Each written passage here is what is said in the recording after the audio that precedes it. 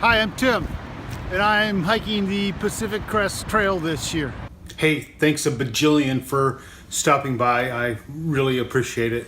Today, geeky time, reviewing the Zpacks Cuben fiber duplex tent. I got it in the 0.74 Spruce Green. I'm really happy with the decision. Okay, so let's go. This is the 0.74 Spruce Green. I think that the 0.51 has a reputation of being strong enough, and I wanted something a little more opaque, so I could have looked at the camo. The camo is what, 0.67. I just don't like camo. I've got something in my childhood or something that I just don't like the camo. And you know, this is my home. It's what I come home to every night for 150 nights. So I want it to make me happy when I see it and I crawl inside. The tent is 21 ounces in the 0.5 version or 0.51 version, and the 7.4 adds 2.2 ounces for a total of 23.2 ounces.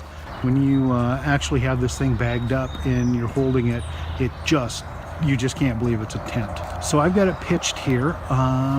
It's taking me, 4, maybe 5 minutes right now, and I think I'll get that down as I continue to learn how to pitch this thing well. Just real quickly, inside is my Revelation quilt and the ULA circuit. I've got them kind of just laying there so you can see what it might look like when you're actually done at the end of the day and ready to crawl in the tent. Up there at the corner, I've got the stuff sack that the tent came in with my puffy stuffed inside it for a pillow. Let's look at the opacity real quick. You see I've got that Xped UL7 mattress in there. And as I go around the corner, wow, I've almost lost it. Almost can't see it. So I think I don't have any extensive field use, obviously, with this, but I think that this was the right decision for me.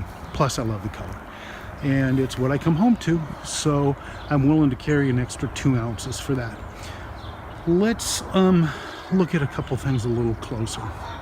You've seen how the newer model, I think this is newer on the duplex tent, uses this little hook system to pull the doors tight and together.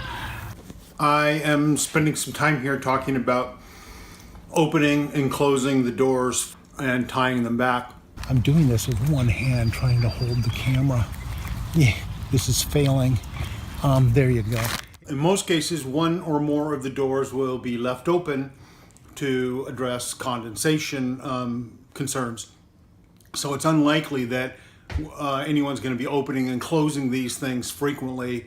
I'm just pointing them out, so take that for what it's worth. That's all. I find that this to be a little more difficult to unlatch and latch when I'm crawling in and out of it at night than I would like, but I can appreciate that this is probably better than the carabiner, and I'm going to just live with that for the time being. I do have some things to say about the way these latch. Let me go to the front and kind of talk about that. So this is the system that is used to both hold the front doors together and tie them back. I've found that this is a little cumbersome for me to deal with. I already know that when my fingers get cold, it gets a little more difficult for me to deal with smaller things like this, and I know that I'm going to have some problems with this at times when it's really cold. I would like to have seen this or this cord right here to have been elastic, to allow a little bit of flex and allow us to attach and detach these things. So I think it's probably obvious that to detach it you go like so. That one came off well, but it didn't come off well it wasn't quite that easy last night when I did it. Let me roll this back up. Okay, I've reattached that. So let's head over the other side for just a second again. I think with it, the doors being closed like this and using this attachment, that would be particularly cumbersome to try to open or close from the inside. If it was cold, I'd have a little more difficulty with it, but attaching it would probably be a real bear.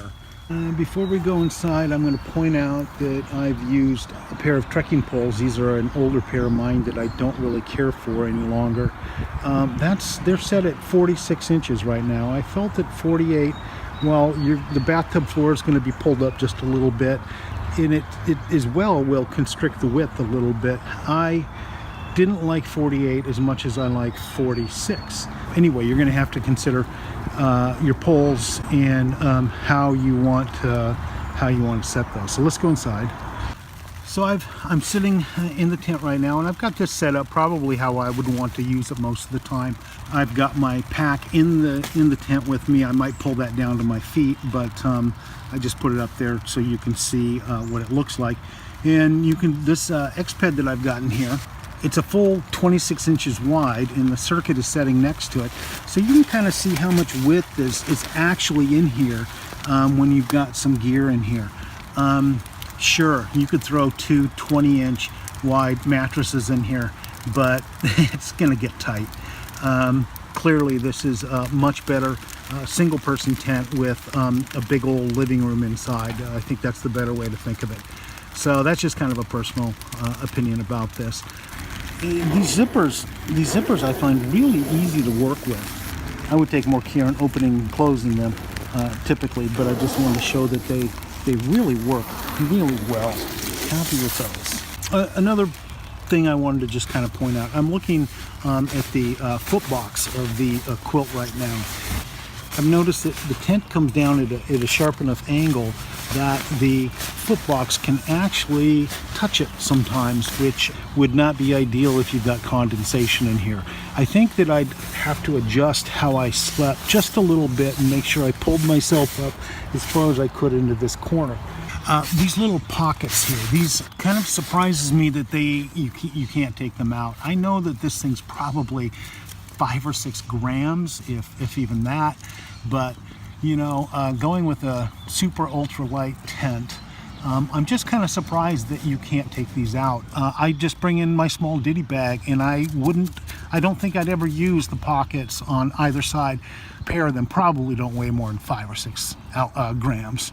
So not a huge deal. It just kind of surprises me that they're permanently attached and you've got one on each side. No big deal. It's just something that is there. This one may be much more difficult to see visually, but I've also noticed that the bug netting here, you can, if the bug netting is open and you're not real careful, you can put your pole up essentially on the inside of the bug netting, and it's gonna go up to the top just fine. You won't even notice that it's been done until you come in here and you try to zip this thing closed. So the point I'm trying to make is that you got to make sure that your pole is set up completely on the outside of the bug netting. Otherwise, you're going to get in and find you can't zip the door shut. I think this is a fabulous tent. I'm really happy with it, and I think I'm going to really enjoy this, and I think I made the right decision. I'm going to be living in this thing for 150 nights. So welcome home, Tim.